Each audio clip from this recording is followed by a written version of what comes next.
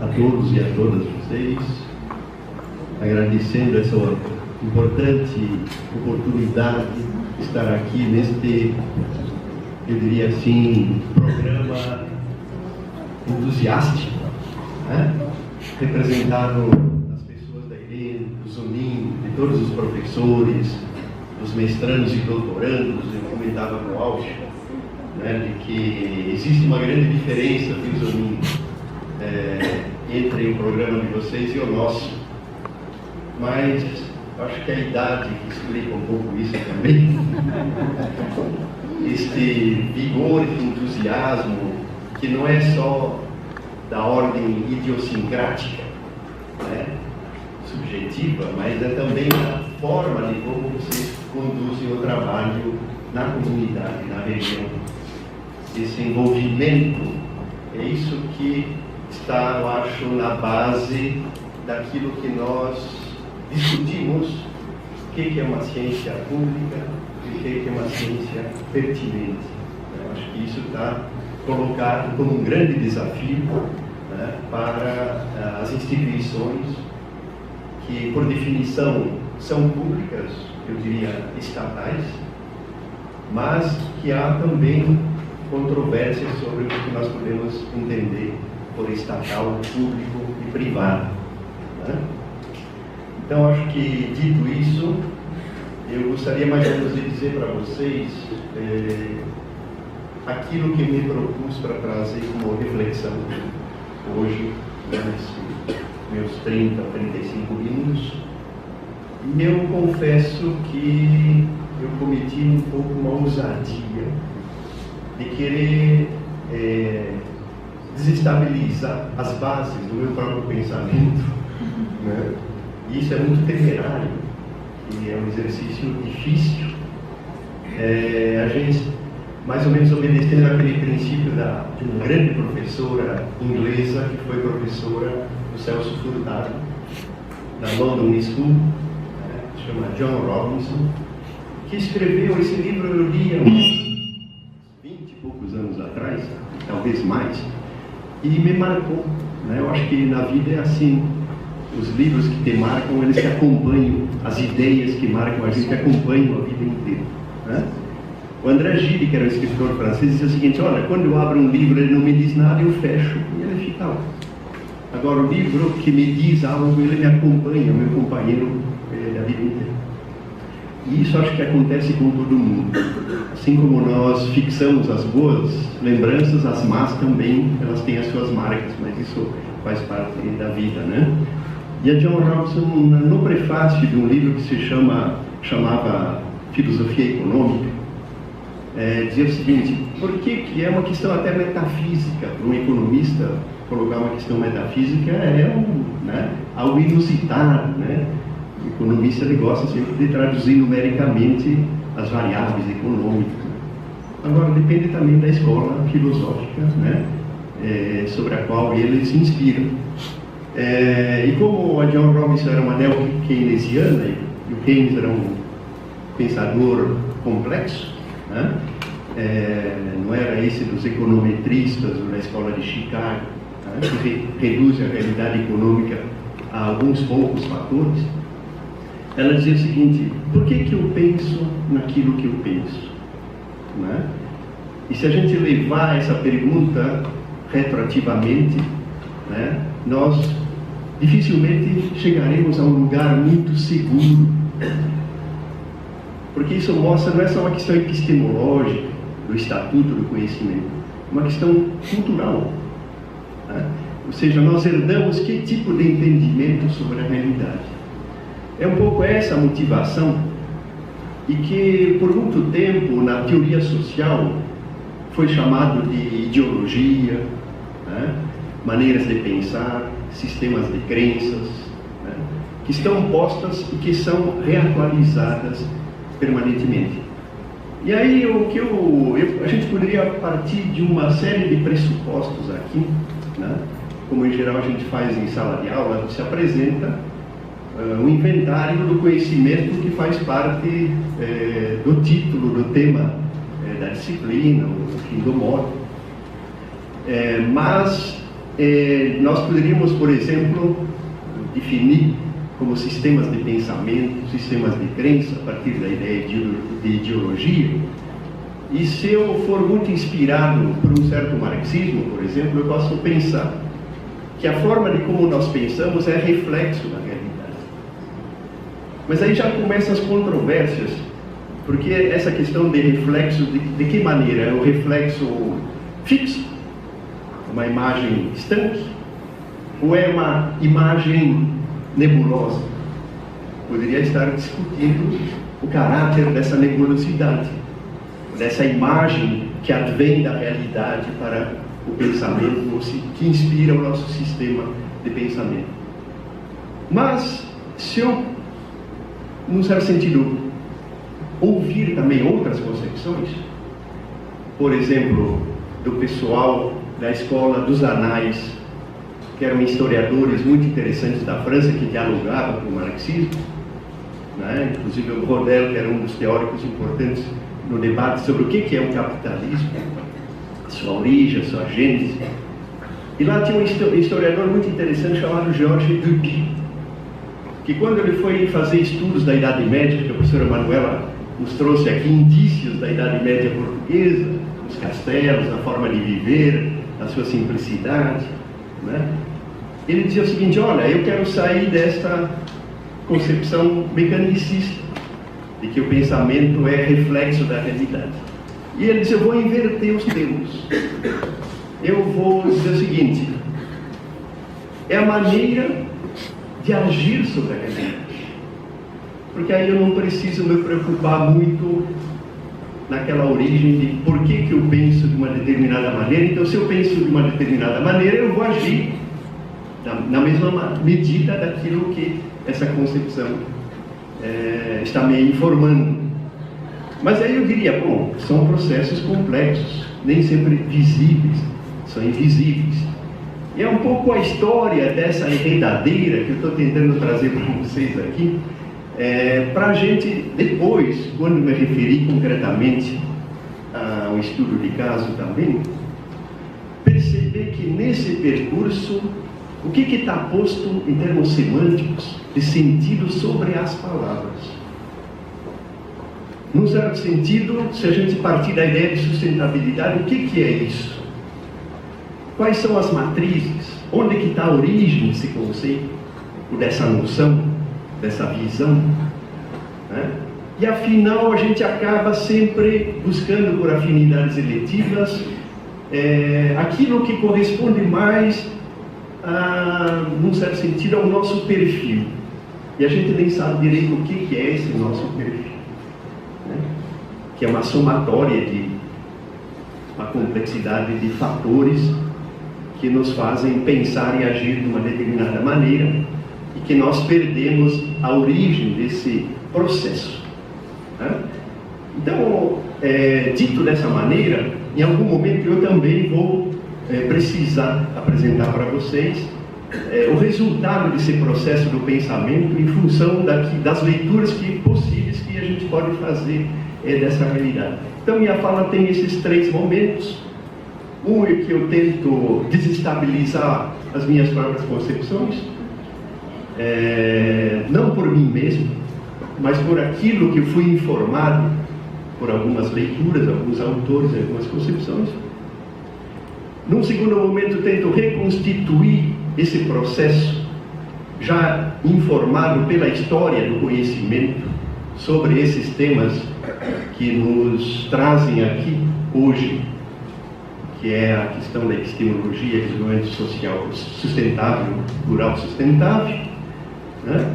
E por fim, vou me remeter a um exemplo de como eu poderia estar aplicando tudo isso que eu estou falando, sem nenhuma garantia de que aquilo que eu estou trazendo para vocês é necessariamente resultante dessa lógica que eu estou apresentando para vocês. Como eu me conheço, minimamente, não maximamente, ninguém se conhece maximamente,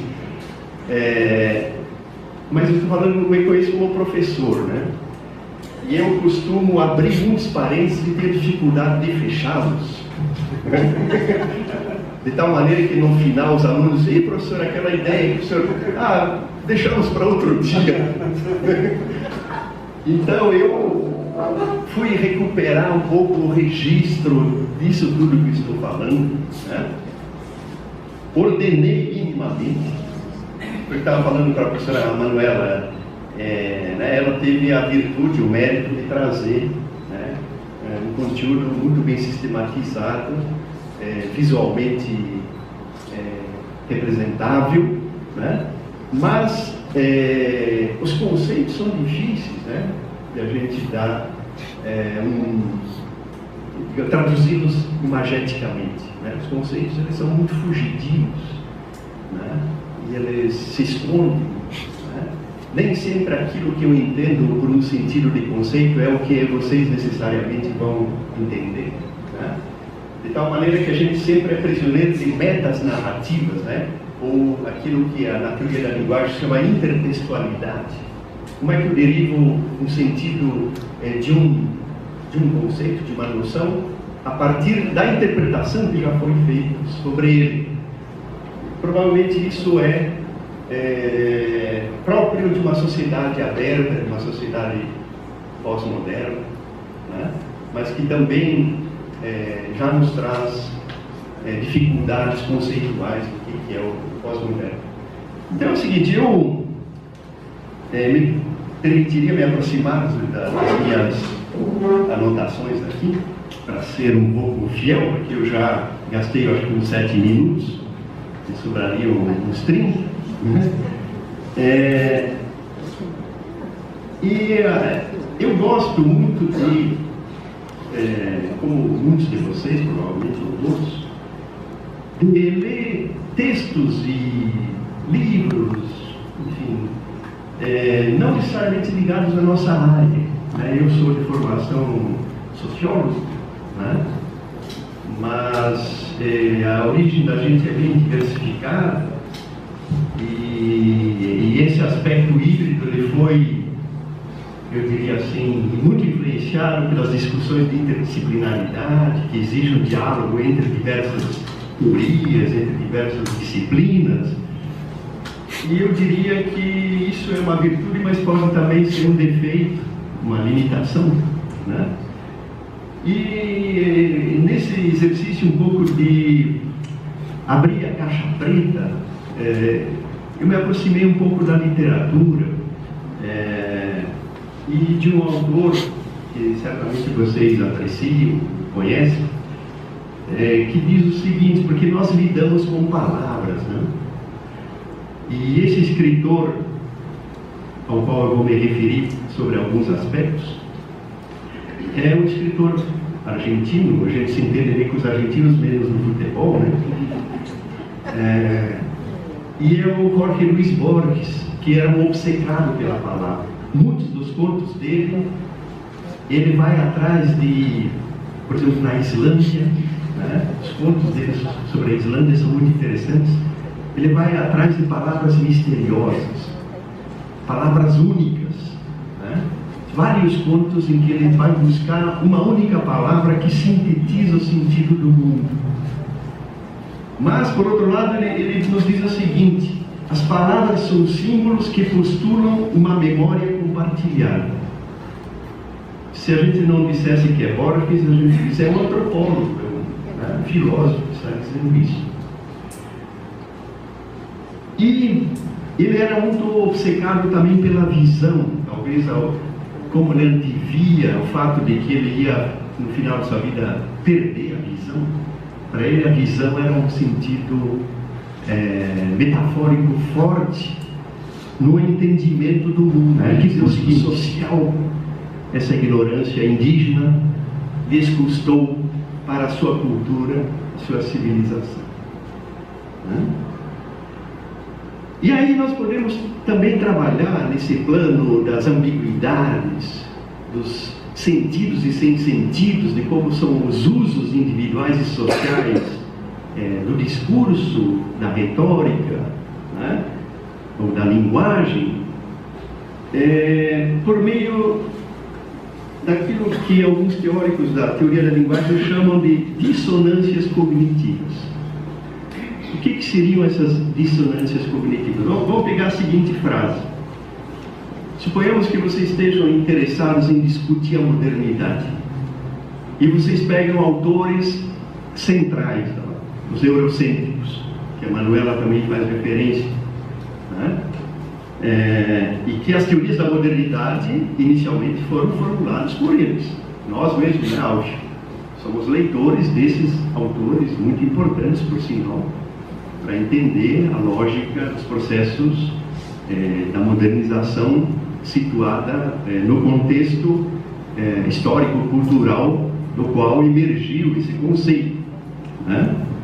Mas se nós acreditarmos que justamente essa modernidade ela é um vir a ser, um devir de todos os estados e sociedades, sem levar em conta que esse vir a ser foi um projeto de universalização do pensamento e do poder europeu,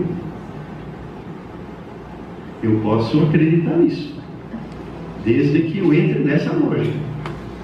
Mas se eu sair dessa lógica, como diz o Boaventura, né, em que o universal é uma forma particular de pensar, né, porque é uma forma que corresponde a um contexto cultural e histórico europeu, mas ela tem raízes aristotélicas, né, que causou graves problemas para os lógicos quando disseram, bom, Aristóteles diz que todos os homens são mortais, mas alguns lógicos diziam o seguinte: e aqueles que não nasceram são mortais?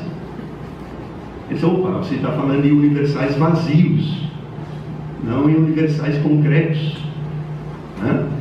Mas isso aí é assunto, enfim, né, para desocupados, para pessoas que têm tempo para pensar nisso. Mas as nossas universidades estão cheias de gente que pensa nisso, né? E eu diria então que nem sempre a dissonância cognitiva é sinônimo de contradição lógica, né? A começar por um título de um autor que eu aprecio muito, e que é um autor da pós-modernidade, crítica à pós-modernidade, que é o Bauman, né? Que todos vocês conhecem, é um best-seller. Bauman circula em qualquer lugar, né? Não que a gente leia necessariamente best-seller, mas, enfim, o que eu quero dizer é que ele é um autor hiper conhecido, né? E ele, a rigor, né, o título de um trabalho dele é um oxímoron, né? O oxímoron é uma figura de linguagem que coloca os termos em contradição. Por exemplo, dizer, a noite é clara, isso é um oxímoron, né? Porque você está, a noite não é clara por definição, a noite é escura, né? Ou, por exemplo, o governo Temer é democrático. É um oxímoron, é impossível, né, que isso ocorra, né? O que não impede, né, que esses fenômenos ocorram. Ele está aí, né, de uma maneira como fatalidade ou imposição perversa.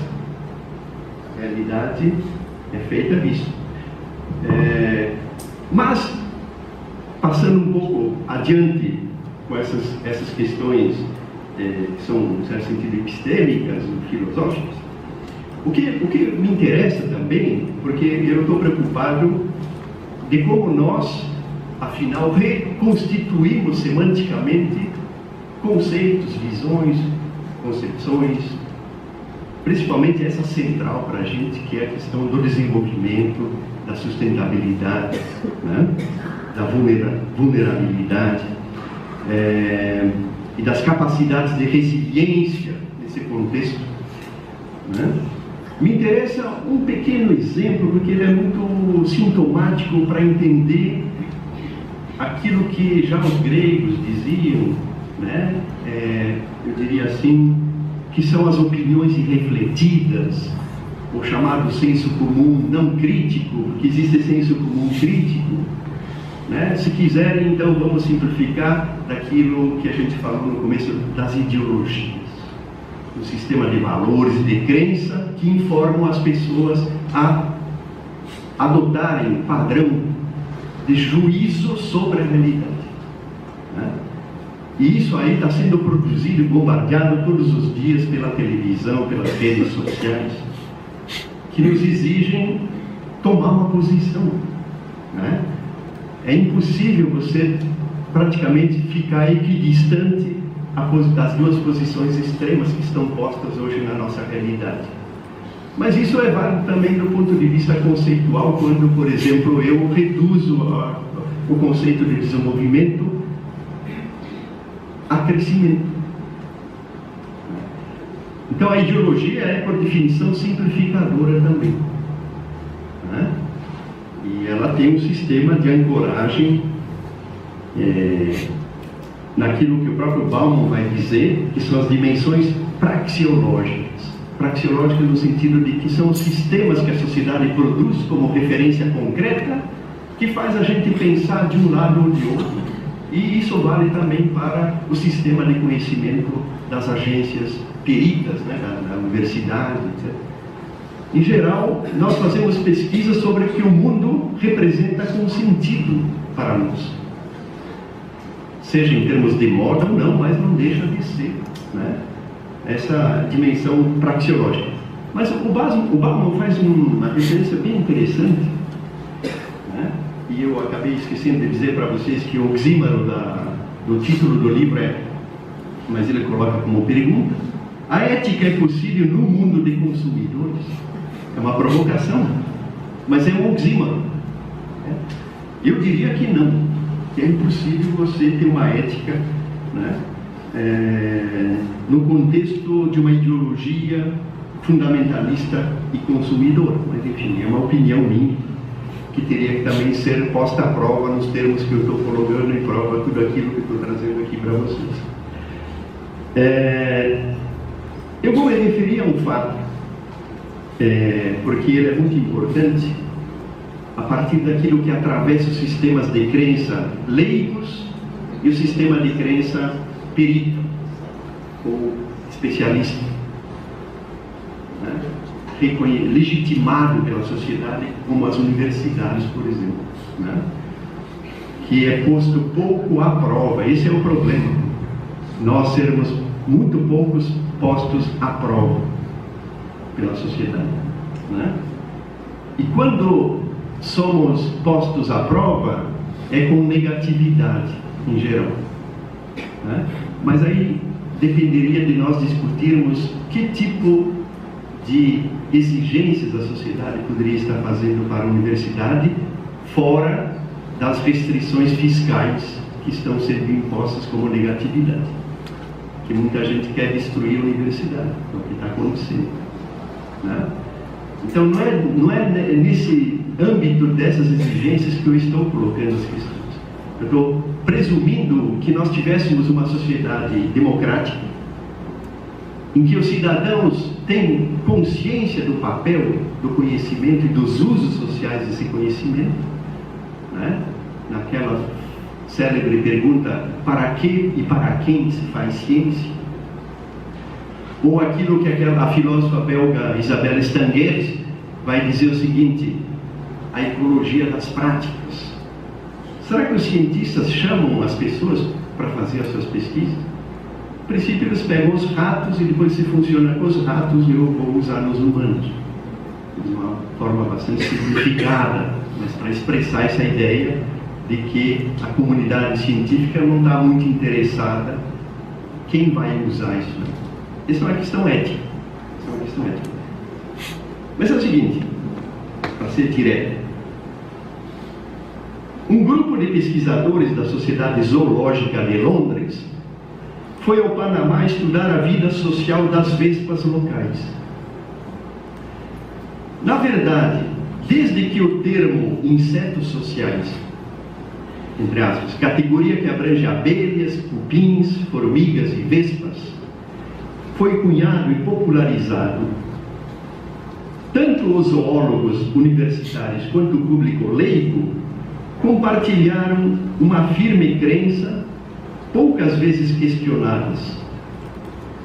Essa sociabilidade dos insetos é restrita ao ninho, presumia-se, a que pertence. Então se supunha que as vespas só transitam nos ninhos em que elas pertencem, no qual nasceram e para onde levam os despojos das suas regulares investidas em busca do alimento a ser compartido com os demais habitantes da colônia. Isso foi gerado como essa doxa, esta compreensão dos leigos e dos cientistas. Não se questionavam. Então, olha, se elas nascem e se desenvolvem num ninho, numa colmeia, elas vão ficar lá o resto da vida. A possibilidade de algumas abelhas ou vespas trabalhadoras cruzarem os limites entre os ninhos, abandonar a colmeia de nascimento e se juntar a outra, uma colmeia de escolha, que elas tivessem uma escolha de buscar outras colmeias, era vista, se é que isso alguma vez chegou a ser contemplado, como algo incongruente. Então os cientistas desenvolveram essa ideia de que também, e os leigos também, ora, se elas nascem lá, elas não têm consciência, não têm livre-arbítrio humano, elas vão ficar lá, não vão sair.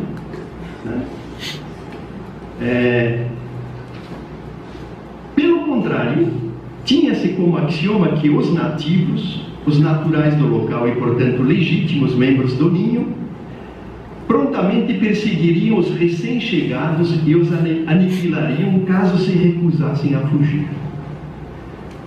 E esse é um exemplo brilhante que, guardadas as proporções, por analogia aplicada aos grupos humanos, estamos pensando nos migrantes, nos refugiados, que são caçados, são penalizados porque saíram do ninho de nascimento e escolheram ou não escolheram ir para outro lugar.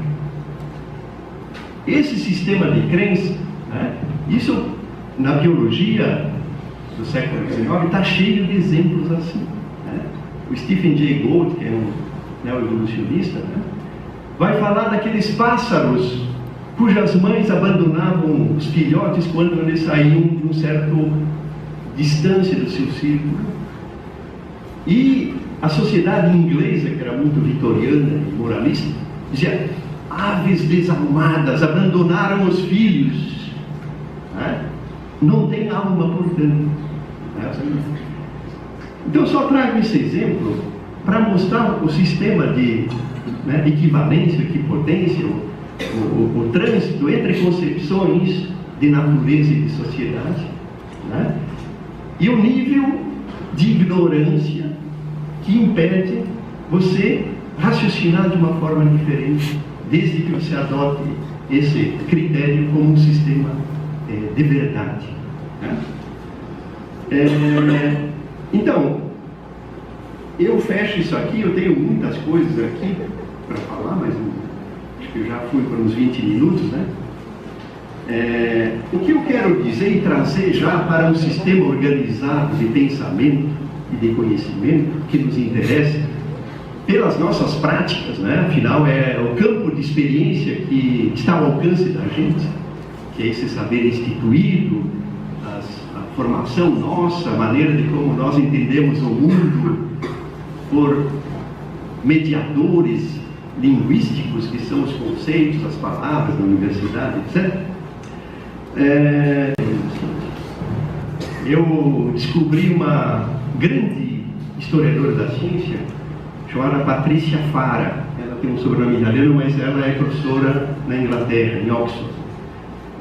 E ela tem um livro que eu achei fantástico pela minha ignorância, no sentido um pouco neutro, ignorância, que se chama Uma Breve História da Ciência. Eu recomendo que vocês leiam. Nesses tempos de caça de gênero, nesses caças de gênero, em que você pode ser perseguido no aeroporto, humilhado e considerado como bruxa ou bruxo, e ela vai ter um olhar muito diferente de um olhar apenas oficial da ciência. Ela vai nos dizer, por exemplo, que a história da ciência é a história de todas as coisas, da ciência, da tecnologia, das medicinas modernas que se conectam intimamente a todas as outras atividades do planeta em uma teia gigante. E que a ciência moderna, ela teve origem não só no conhecimento acadêmico, mas também no comércio, nas habilidades simples e na prática da magia. Ou vocês acham que o Copérnico, por exemplo, enquanto procurava as estrelas, ele procurava Deus nas estrelas? E enquanto ele fazia isso, o Vesalius, que é considerado o pai da medicina moderna, né, que dissecou os cadáveres lá em Louvain, na Bélgica, né, tem a casa do Vesalius lá, em Leuven, ele fazia do corpo humano o templo divino na Terra. Então isto, num certo sentido, é o que inspirava esses pesquisadores. E, finalmente, nessa sessão, eu diria que não existe somente um tipo de ciência. A classificação do fato científico depende do olhar e da época, né? E com isso nós entramos, então, nesse capítulo das epistemologias híbridas, de uma diversidade epistêmica de fronteira, né, que tenta então dialogar entre esse conhecimento, mas também é um conhecimento informado pela docta ignorância, né, como dizia o Nicolas de Cusa, né, que era um pensador italiano, e que o Boaventura usa muito essa experiência, por exemplo, de mostrar os pensadores dissonantes no centro. E ele usa o Nicolas de Cusa e usa o Blaise Pascal como dois autores que foram marginalizados no pensamento dominante filosófico europeu, por exemplo. E ele dizia, os doutores, eles são também ignorantes, né? Adopta a ignorância dos doutores, da ciência, que não vê aquilo que não podem ver. Eu acho que é nessa trilha, como a Manana citou o Leff, né? O Leff tem uma passagem interessante nesse sentido, que vai dizer o seguinte: a racionalidade científica, ela tem as cegueiras, ela não pode ver o que não vê também, né? Por isso nós temos que buscar, não impor, construir uma racionalidade ambiental, que é composta de uma diversidade, de uma hibridez de saberes e de conhecimentos. E isso nos faz aproximar a uma determinada epistemologia, né? Até tem a Gladys descobriu um vídeo muito jocoso sobre epistemologia, feita por professores argentinos do ensino médio, né? Eu até sugiro que vocês procurem nas redes sociais. São professores, historiadores, filósofos que tiram sarro do termo epistemologia. Então, tem um baile, né? Tem um baile em que um professor de epistemologia tira a moça para dançar e tenta convencê-la de que ele gostaria que ela conversasse com ele em termos de epistemologia. Mas jamais não consegue, né? Então esse foi um exercício frustrado de epistemólogo querendo usar a epistemologia para outras coisas. É um pensamento descontextualizado.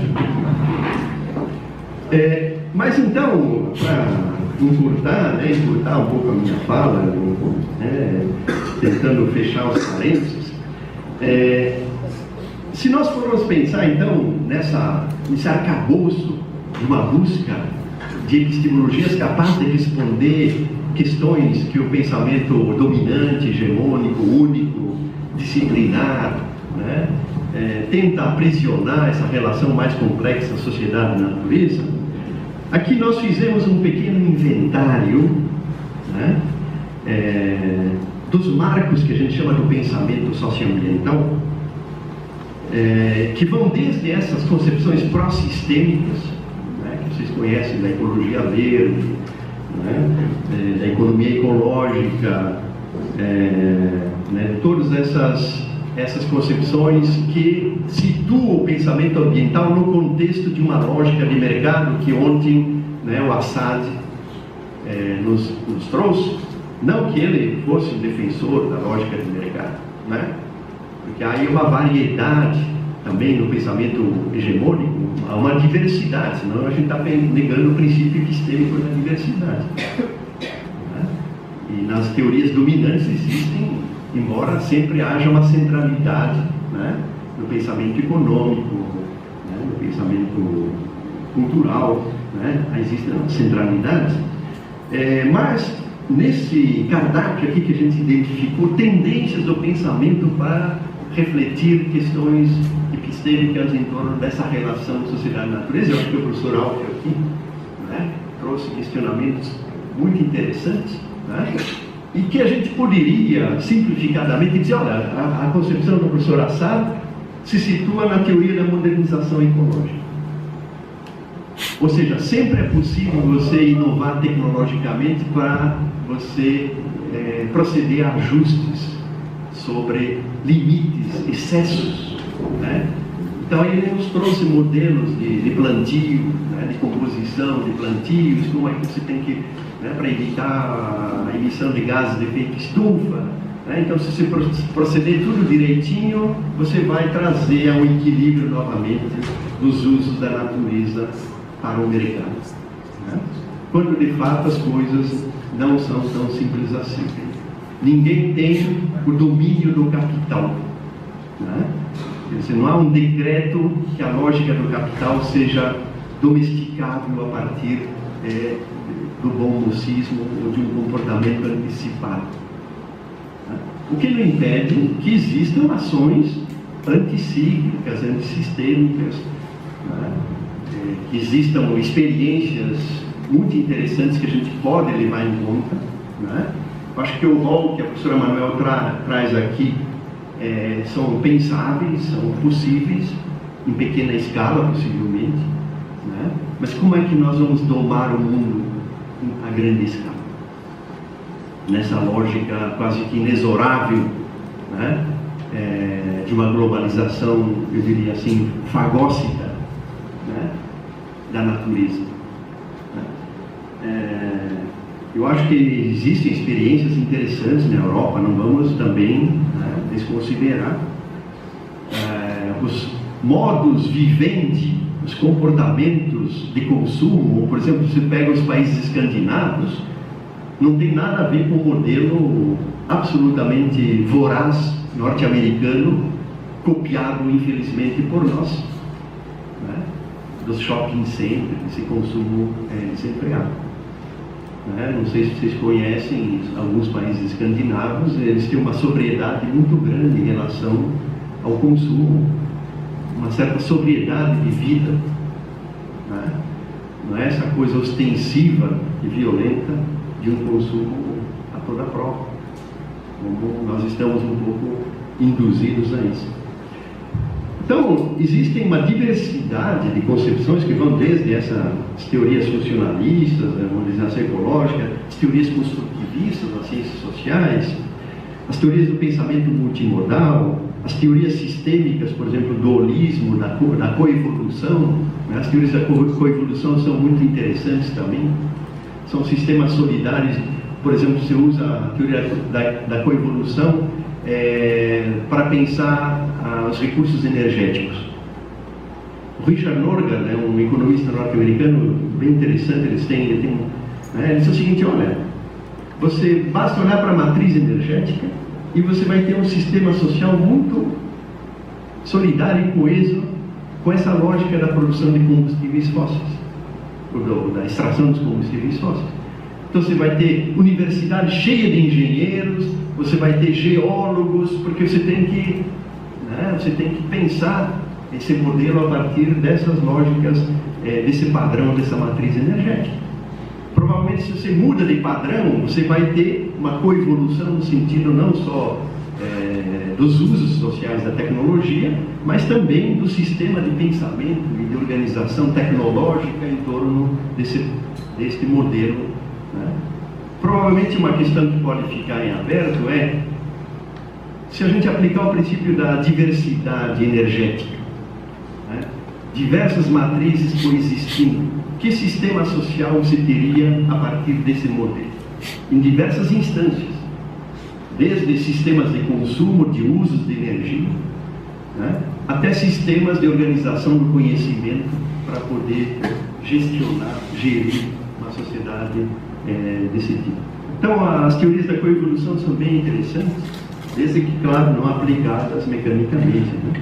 Mas nós temos o marxismo ecológico, as teorias pós-coloniais, nós temos as etnociências, nós temos as teorias sobre diálogo de saberes, dos sistemas culturais, que usam de um diálogo, inclusive, com sistemas ético-religiosos, as cosmovisões enraizadas em conhecimentos e práticas dos povos autóctones, os saberes camponeses, os povos da floresta, os pescadores artesanais, etc, etc. Claro que ao usar uma matriz dessas, eu vou ver o mundo de uma outra maneira. Não que o mundo seja diferente, aí eu acho que o Thomas Kuhn tinha razão, né? Quando você adota um outro paradigma, não é que o mundo mudou a maneira da gente olhar para ele. Mas se eu voltar lá para o Georges Duby, ele vai me dizer o seguinte: é a maneira de você agir sobre ele também que vai mudar. Você mudou o quadro de referência, tá? Então uma coisa vai dispor a outra e vai devolver para o marco do meu pensamento questões novas, emergentes daí, uma epistemologia das emergências também, que me obriga a pensar o novo, como é que eu vou. Eu vou ficar devendo, porque eu acho que eu já cheguei aos 35 minutos. Vou ficar devendo, né? Talvez uma reflexão final. O Zonin não está aqui, mas a Irene está, e os alunos estão, e os outros professores também, espelhando-me um pouco na nossa experiência lá. O Alfio também é pesquisador, além da sociologia, ele faz parte do quadro da pós-graduação interdisciplinar em ambiente de desenvolvimento, e que nós nos colocamos, talvez os desafios para vocês, isso aqui seja café pequeno já para vocês, mas para nós eu acho que enfrentar esses desafios já é de bom tamanho, que eu digo o seguinte, ligado à questão epistemológica, mas ao sistema de práticas e de ação do conhecimento. Então, o primeiro desafio é que as novas epistemologias socioambientais emergentes são plurais e diferenciadas, ora buscando uma unidade íntima e indissolúvel entre natureza e sociedade, ora pensando a complexidade como referencial aproximador das ciências, ou ainda tratando de conhecer o que as ciências desconhecem por meio da possibilidade de emergência do saber ambiental, oriundo de saberes culturais enraizados, obrigando o próprio saber científico a abrir caminho para outras estratégias conceituais, fazendo apelo às diversidades enraizadas na cultura e nas identidades, ampliando assim. Pois ele diz o seguinte: por que isso? Porque as nossas ciências surgiram com o gesto histórico moderno, ele coloca o moderno entre aspas, que as despolitizou, ao instaurar campos desinteressados e neutros, apoiados por instituições científicas.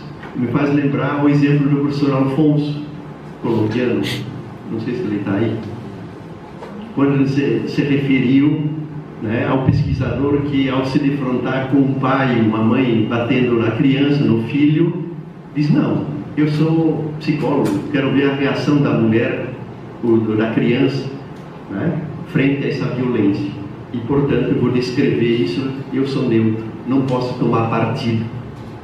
E isso é mais grave se eu, por exemplo, sair aqui, for para o Mato Grosso do Sul, me encontrar nas comunidades guaranis que estão sendo dizimadas, né, pelos grandes fazendeiros, e eu for um agrônomo muito conservador, dizer: para que índio precisa de tanta terra? Nós temos um agronegócio aí que vai gerar, né, inventam que gera emprego, né? Inventam que gera emprego, né? Vai gerar renda, possivelmente, né? E, portanto, está certo, eu tomo partido, mas eu sou neutro, porque eu, lá no meu laboratório, eu trabalho com a produtividade, aumento da produtividade da soja, e sou neutro, mas para isso eu preciso de terra. E se tem vagabundo morando lá fora, né? E, desculpe, Eu acho que, não sei se tem agrônomos que pensam assim. Cá entre nós está cheio. Mas, possivelmente, eu sou sociólogo, deve ter sociólogo que usa, não esses termos tão ofensivos, mas usa o termo ofensivo da neutralidade. Não é? Então, para mim, são equivalentes. Né? Esse gesto continua organizando frequentemente a ideologia exibida por alguns círculos científicos. É o sertor, para a autoridade. Né? Há muito tempo, as instituições científicas, transformadas em potências logísticas, encaixam-se no sistema que elas racionalizam, mas que as conecta entre si, fixa-lhe as orientações e garante sua integração socioeconômica. Então, fazer agir os campos de força do interior dos sistemas científicos para produzir operações e discursos de outra ordem, não sucumbir às narrativas imperativas que falam em nome de um real, e que, ao pretender relatar o real, as narrativas o fabricam.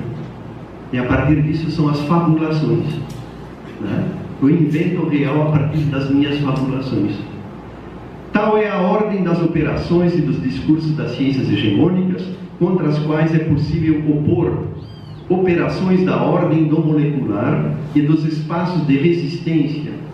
No meu texto está só resistência, mas eu aprendi um termo novo com os indígenas Nasa, da Colômbia, que diz: não basta resistir, há que ser rebelde. Né? Eu acho que ontem o Delton foi rebelde.